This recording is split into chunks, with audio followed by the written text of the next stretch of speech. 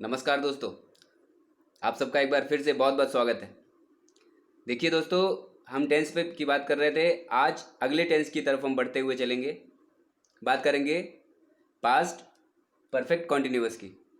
इसमें भी दो टेंस हैं। जैसे प्रेजेंट परफेक्ट कॉन्टिन्यूअस में हमने दो टेंसेस को मिला के बनाया था, प्रेजेंट परफेक्ट कॉन्टिन्यूअस, वैसे ही अब पास्ट परफेक्ट कॉन्टिन्यूअस की बात होगी।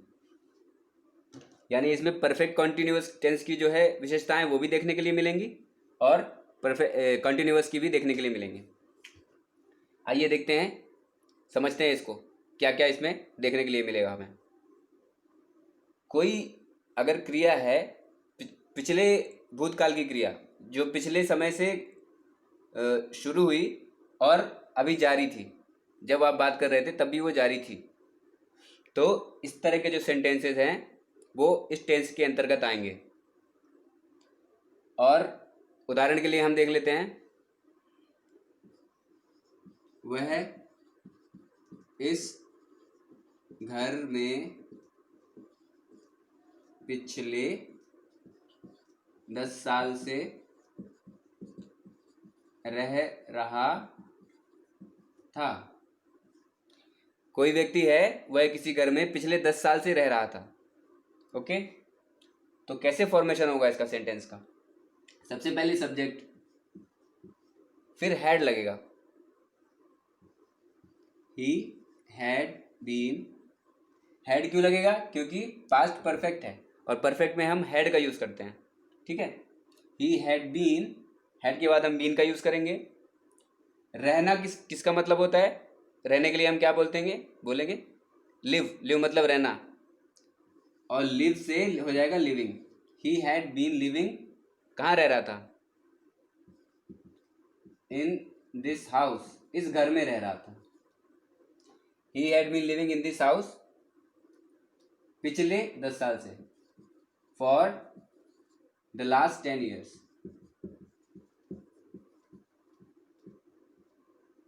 ठीक है, he had been living in this house for the last 10 years. ये हो जाएगा इसका सेंटेंस फॉर्मेशन। अब हम थोड़ा कंपेयर कर लेते हैं इसको।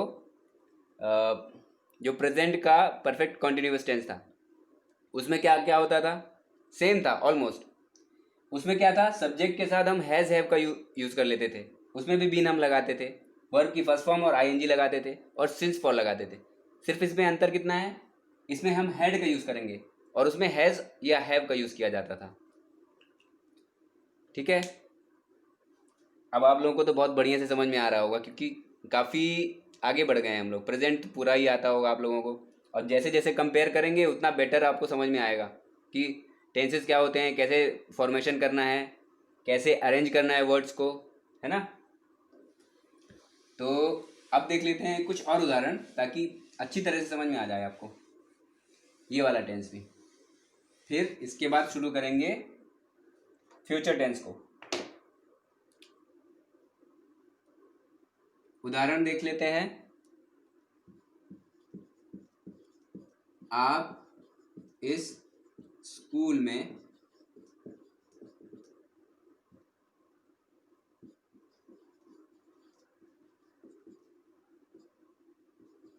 पिछले कई वर्षों से पढ़ा रहे थे, है ना। आप इस स्कूल में पिछले कई वर्षों से पढ़ा रहे थे। कोई टीचर है, आपकी उनसे मुलाकात हुई और आपने ऐसा कहा उनको, आप इस स्कूल में पिछले कई वर्षों से पढ़ा रहे थे। ठीक है, तो क्या हो जाएगा इसका? आपके लिए हम यू का यूज करेंगे। यू, फिर वही हैड बीन। अब वो पढ़ा रहे थे, तो पढ़ाने को क्या कहते हैं इंग्लिश में? टीच, है ना। यू हैड बीन टीचिंग, कहाँ पढ़ा रहे थे? इन दिस स्कूल।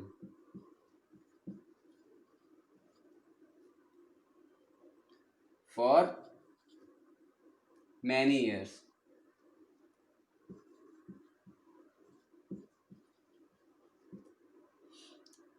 आप पिछले कई वर्षों से इस स्कूल में पढ़ा रहे थे। You had been teaching in this school for many years. Okay, अच्छा, सिंस और फॉर का यूज तो मैंने आपको पहले ही बताया हुआ है। सिंस ज़्यादातर इसमें हम फॉर का यूज़ करेंगे पास्ट में, क्योंकि ज़्यादातर ऐसा होता है कि जो समय है वो निश्चित नहीं होता है ज़्यादातर। लेकिन मैंने आपको बताया था कि जब समय जो है निश्चित हो तो हम सिंस का यूज़ करेंगे, है ना। और अगर अनिश्चित हो, उसका कुछ अता पता ना हो कहाँ से शुरू हो रहा है कहाँ पे ख़त्म होने वाला है, तब हम फॉर का यूज़ करेंगे। इसमें देखिए पिछले कई वर्षों से पढ़ा रहे हैं, पर ये नहीं पता है कि किस वर्ष से पढ़ा रहे हैं ना, कुछ पर्टिकुलर पता नहीं है, तो पिछले कई वर्षों से पढ़ा रहे हैं, तो इसके लिए हम फॉर का यूज़ कर देंगे। और जो निश्चित समय होता है वो निश्चित होता है, हमको पता होता है, जैसे मॉर्निंग, इवनिंग, है ना। अब इसमें जो सेंटेंसेस अलग है, अलग टाइप के होते हैं, जैसे नेगेटिव और इंट्रोगेटिव, उसके बारे में कुछ उदाहरण इसी में से हम जो है समझा के इसको कंप्लीट कर देंगे। अगर इसका हम नेगेटिव बनाएंगे तो कैसे बनेगा, आप इस स्कूल में पिछले कई वर्षों से नहीं पढ़ा रहे हैं, है ना, तो you had not been teaching, फिर वही in this school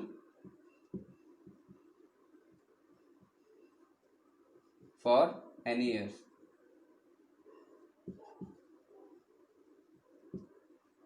you had not been teaching in this school for many years. तो जब नकारात्मक वाक्य होगा तो हैड और बीन के पहले हम नॉट लगा देंगे, बस, और कुछ नहीं करना, है ना। अब देख लेते हैं एक इंट्रोगेटिव सेंटेंस या प्रश्नवाचक वाक्य। क्या आप इस स्कूल में पिछले कई वर्षों से पढ़ा रहे थे, इसके पहले हम क्या लगा देंगे, ठीक है। अब हम किसी से क्वेश्चन पूछ रहे हैं, क्या आप इस स्कूल में पिछले कई वर्षों से पढ़ा रहे थे, तब कैसा होगा, सबसे पहले लग जाएगी ऑक्सिलरी वर्ब, वो है हैड, फिर यू सब्जेक्ट, फिर been, had you been teaching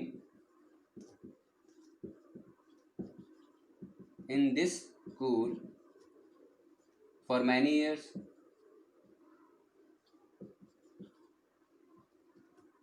ये हमने किसी टीचर से क्वेश्चन पूछ लिया, had you been teaching in this school for many years. बात समझ में आ गई है सबको, इतनी बात। तो हर तरीके से हमने सेंटेंस इसमें देख लिए, कैसे फॉर्मेशन होना है, क्या रूल है, कैसे अरेंजमेंट करना है, ये भी हमने देख लिया है। और अब देखिए, अगर आपको कहीं पे भी टेंसेस में कुछ प्रॉब्लम होती है तो प्लेलिस्ट बनी हुई है चैनल पे, आप प्लेलिस्ट पे जाके देख सकते हैं, कभी भी रेफ़र कर सकते हैं, ठीक है। बेटर आपको अंडरस्टैंडिंग हो जाएगी उससे। और अगर आपको हमारा जो चैनल है वो पसंद आ रहा है, वीडियोस आपको पसंद आ रहे हैं, तो लाइक ज़रूर कीजिए, अपने दोस्तों के साथ शेयर भी कीजिए, और सब्सक्राइब करना तो बिल्कुल मत भूलिए। साथ ही जो भी क्वेश्चन मैं पूछता हूँ, अच्छा हाँ, उसका कमेंट करना आप मत भूलिए। पिछली बार मैंने एक क्वेश्चन पूछा था, उस पर आज डिस्कशन कर लेते हैं। जो क्वेश्चन था वो पास्ट परफेक्ट टेंस से था। उसमें ये था कि मेरे घर पहुंचने से पहले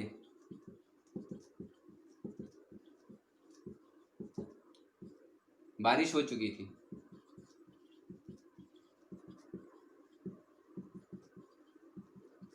ठीक है।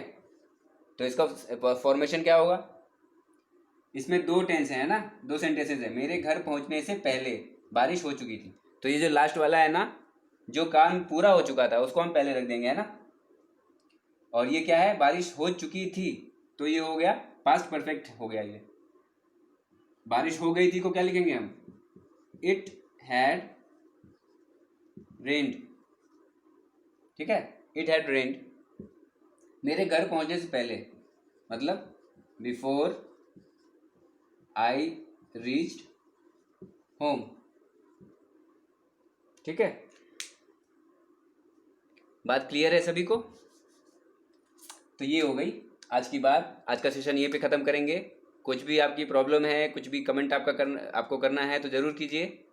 और चैनल को सब्सक्राइब नहीं किया है अभी तक तो ज़रूर कर लीजिए, क्योंकि ऐसे ही नॉलेज ज्ञानवर्धक वीडियोस,